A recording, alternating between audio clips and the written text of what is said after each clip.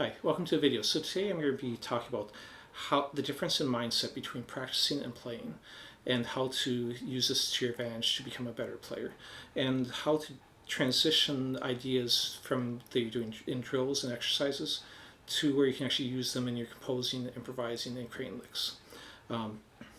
I notice I'm probably sweating quite a bit. My air conditioner's not working that good, so it's really hot in here right now, and it's even worse with the lights on. So excuse if I'm kind of dripping. So anyways, let's get into this. So first I'm going to define the what I mean by practicing and playing.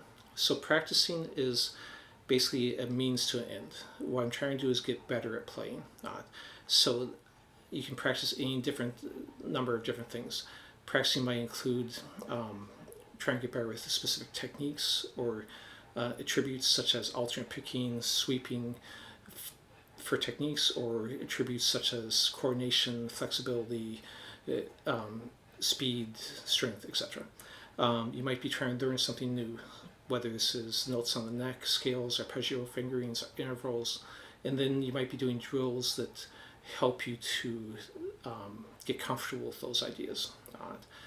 Or you might be taking an idea from a song and where you're stuck and isolating it down to, let's say there's a part that has a very tricky rhythm and chord progression, where you're just playing the rhythm by itself without the chord progression. Or if it is a single note thing, you're just doing the picking by itself and getting comfortable with that, and then you put the stuff back together. So that's kind of a type of drill you might just make up on the spot when you find something you're struggling with. So those are all different ways that you can be practicing or creating drills to make yourself better.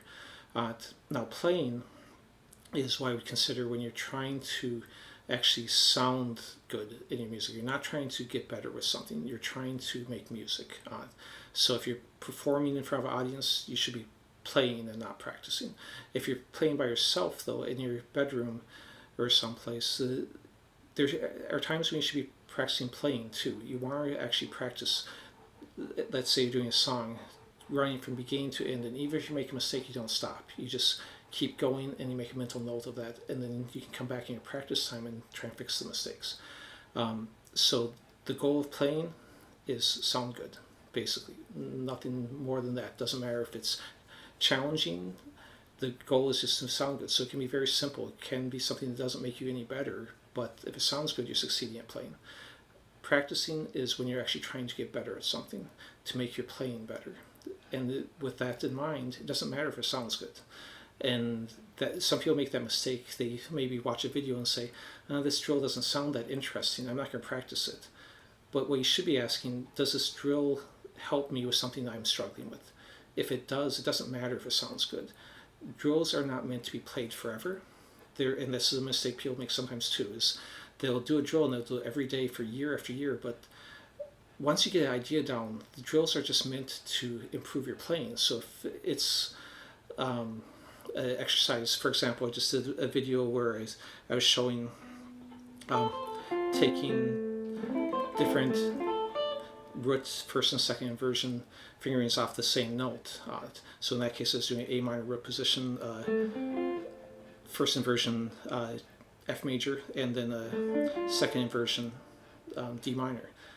And the point of that was, I found when I was improvising years ago that I was mostly, even though I knew inversions, I was mostly just doing root positions when I was improvising. So I created that drill as a way to force myself to go from root, first and second inversions, and then move it through the entire neck, so that when I was improvising I was more likely to use inversions. Now once I got to where I was comfortable doing that, then I stopped practicing the drill. I didn't need to do that. I could improvise and use the inversions, which was the goal of it. I would still occasionally come back to it just to make sure my fundamentals were strong on it, because it was a challenging drill.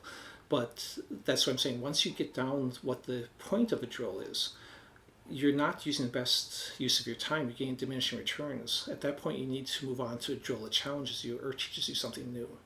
So let's talk about how to transition from drills to licks. Like, let's say if I'm using intervals, and you can, for a lot more details on this, I did a couple of videos already. One on thirds, where I did a page and a half of drills, and then a half page of the original idea using licks. And then on fits and flat fits, I did a half page of drills and a half page of the original idea using fits. So now let me walk you through it. So let's say I'm doing thirds. So first you have to memorize the basic shape. So minor third in different directions, a major third also in different directions, and of course crossing B string. Now once you get that basic shape though, it's going to be tough to actually use that from there, to use that in your playing. So you want to be able to play it anywhere on the neck. So the drill aspect now comes in of taking the idea and moving it through a scale. And as you get through it, you come back the other direction too, and as you get better with it, you maybe move it up the neck too. Again, so you can use it anywhere on the neck. So that's the drill. But if you notice, that doesn't sound that good. I mean, you can maybe do a couple of them if you're doing fast, and they'll sound okay, but it's not very musical. How you're actually going to use that is combining it with your arpeggios, combining it with your scales and such. So the way to get to that point, to where you can actually improvise with it, is try improvising. But here it's going to be a controlled improvising. So it's not going to be 100% playing where you're trying to make it sound the best. It's going to be a practice improvising. So what you're going to do is you're going to force yourself to use thirds as much as possible, even if it sounds bad, because the whole goal is to get used to using them in different positions and working them into your playing. When you feel comfortable with that, then you try improvising in the playing mindset. And at that point, if they don't come out naturally in your playing occasionally, when they're appropriate, then you have to go back and do more work forcing them into your playing. But eventually they'll come out naturally, and they won't sound forced, and they won't sound awkward. But at first you might have to do something like this, where I'm taking a third, and I'm doing a scale run, do another thirds, a couple thirds, do the thirds. And if you can go as slow as you need to be. I might have to consciously think, okay, I'm going to do a third, then I'm going to do a scale run, then I'm going to do a third, and maybe another third. Stacking thirds makes arpeggios. Do more thirds. And again, just put them everywhere. And it doesn't mean you're not trying to make it still sound okay, but it doesn't matter if it does, because the goal is to work those into your playing at this point. And that's where don't get caught up too much in forcing it, trying to say, well, this doesn't sound good, I'm just not going to use this. Well, it'll sound good when you stop forcing it. So then you can do it more naturally, where you don't think about it. You just put them in when you need to in your playing, and that's when it will become more, again, like a lick and something that's usable. Now, another way to get that transition is to, without improvising, just create ideas. To sit down and say, okay, I'm going to use a third. How can you do this? Okay, so I've got a third here. Well, I could just play that third. This sounds fine. I could go into a piece of arpeggio. I could go into a scale. That third fits into my natural A minor scale, but also fits into my pentatonic scale. So think about how many different ways I can use this. And then again, the more ways you think about it and the more positions you practice, eventually it'll just become natural. So kind of to recap, when you're practicing, you can try and, it's not that you don't try and make it sound good, but it's not essential. Always know what you're trying to get out of your practice.